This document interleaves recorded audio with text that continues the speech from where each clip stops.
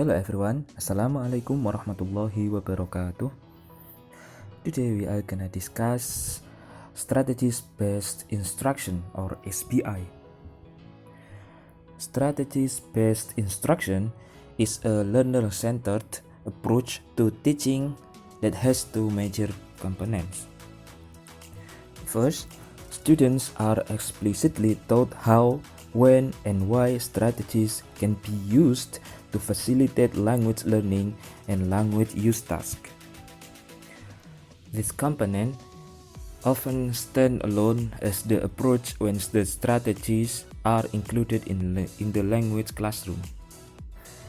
In a typical classroom strategy training situation, the teachers describe, model, and give examples of potentially useful strategies, such as they elicit additional examples from students based on the students' own learning experiences, and they encourage their students to experiment with a broad range of strategies.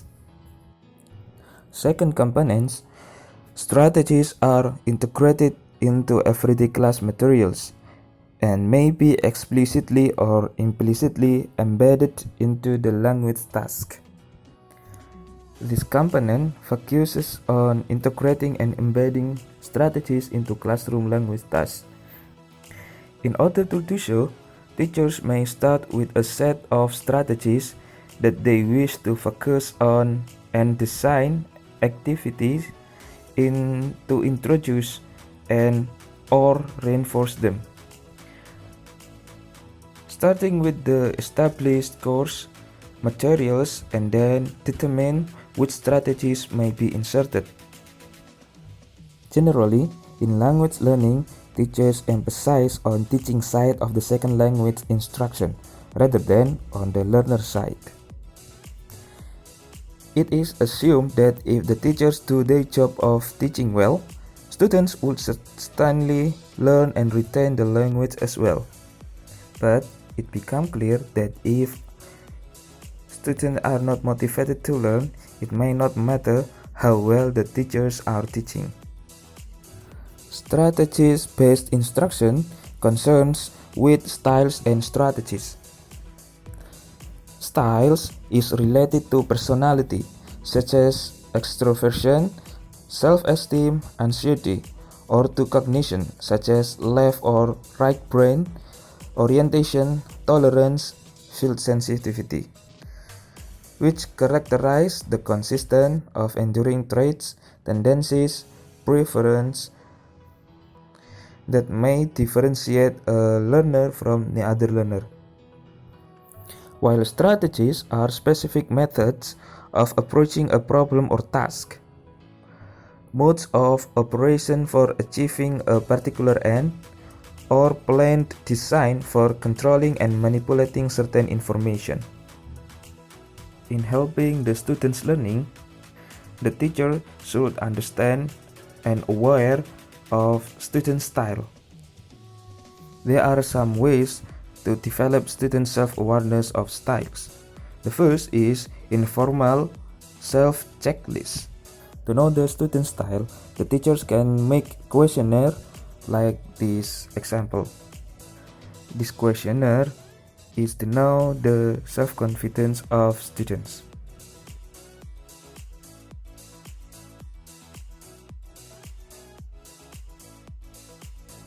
Second, formal personality and cognitive style.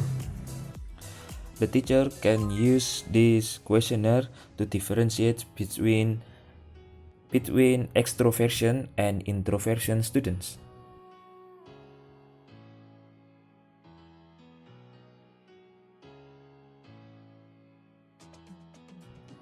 And this questionnaire is to know right brain dominance or left brain dominance.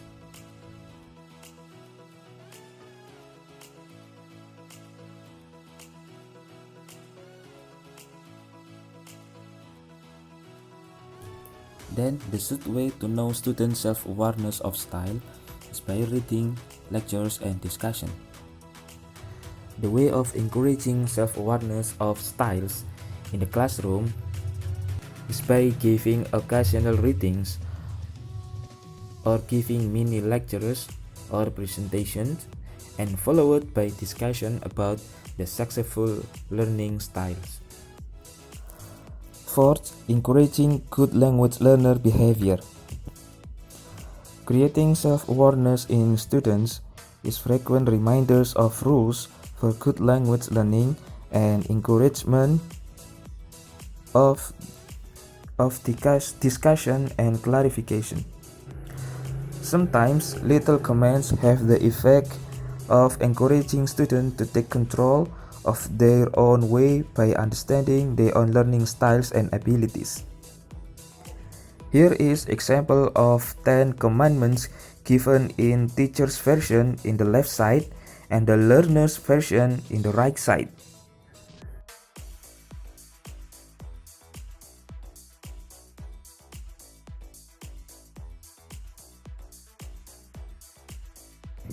In the classroom, the teacher can create an atmosphere in the class in which students feel comfortable and encouraged to develop their own strategies.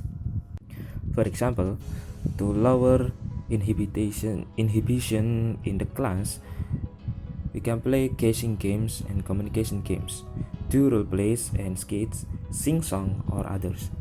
To encourage risk-taking, the teacher praise students for making sincere efforts to try out language. To build student self-confidence, the teacher tells students explicitly that you do indeed believe in them. Then, to help students to develop intrinsic motivation, the teacher reminds them about the rewards of learning English. To promote cooperative learning, the teacher asks students to share their knowledge, play down competition among students. To encourage students to use right brain processing, the teacher uses movies and tapes in class. Then, to promote ambiguity tolerance, the teacher encourages students to ask the teacher and ask others. Then, to get students to help students use their intuition, the teacher prizes students for good guesses and do not always give explanation of error.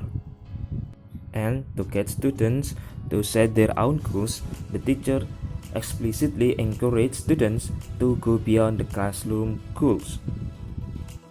Then the second teaching strategies in the classroom is by using compensatory techniques. Alice Omakio published a little book that classified some 55 different techniques according to numerous cognitive style problems that might prevent students from reaching their highest potential. For example, excessive reflectiveness or caution is a problem that might apply to certain students in the class. They are unwilling to take risks, they pause too long before responding orally, and they want to get everything right before they attempt to speak or write. To overcome these styles, the teacher can use small group techniques, roleplay, brainstorming, fluency techniques, and others. In low tolerance of ambiguity, the teacher can use brainstorming, retelling stories, roleplay, or others. In too much right brain dominance, the student can use syntactic or semantic clue searches, scanning for specific information, proofreading, on others. In too much left brain dominance, the teacher can use integrative language techniques, fluency techniques, or others. These four are typical cognitive style problems and also the techniques that may help to overcome each problems. Then administering a strategy inventory. It is similar a self-checklist and formal style test, but it is more extensive questionnaire covering 50 statements that need to be responded by never, seldom, sometimes, usually, and always. this questionnaire is called Rebecca Oxford's Strategy Inventory for Language Learning, or SIL. And these are the 50 statements that need to be responded.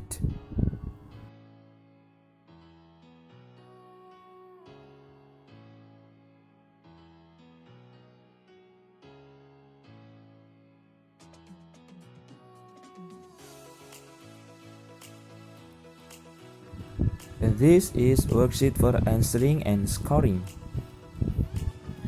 The SIL can be used in class for developing awareness of strategies in the same way suggested earlier for the self-checklist on styles.